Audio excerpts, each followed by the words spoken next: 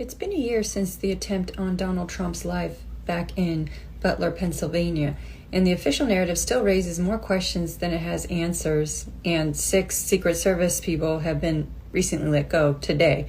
Let's get into it. This is Daily Debunks, July 11th. Ballistic experts and experts on YouTube with guns, the same exact assault rifles, trying to repeat the shot to the ear, say it's highly improbable that a sniper's bullet from 130 yards away would merely graze Trump's ear. The gun was a scoped AR-style rifle reportedly used by the shooter and his father for hunting. It should have been capable of a precise fatal shot, especially given the direct lateral line of sight from the roof to the stage. But nope, an ear was nicked.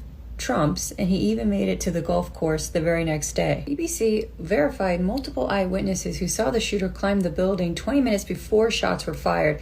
Some bystanders even alerted local police and Secret Service, but they were all allegedly shrugged off.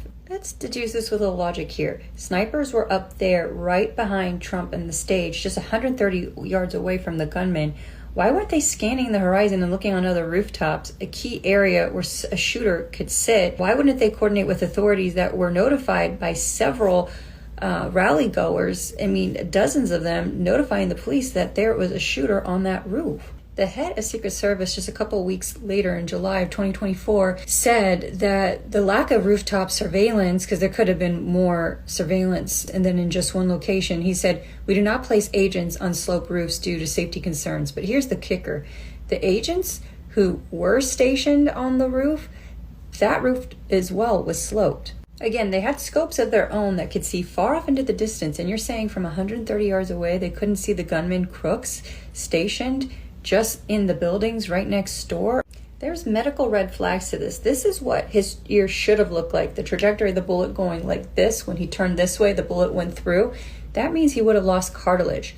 But cartilage doesn't grow back, and such wounds typically require surgery, grafting, and leaves lasting results in deformity.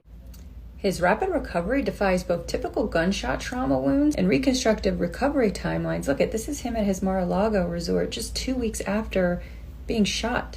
So a lot of evidence and clearly contradicting reports don't add up here. But let's be clear, we're not trying to forget the lives lost. Corey Comparador, a firefighter and rally attendee, he was killed. And the shooter himself, Thomas Crooks, was fatally shot by Secret Service. All the while, the media portrayed Trump to be the survivor hero. Ask yourself, why were bystanders' warnings dismissed by police and Secret Service? 2 lives could have been saved.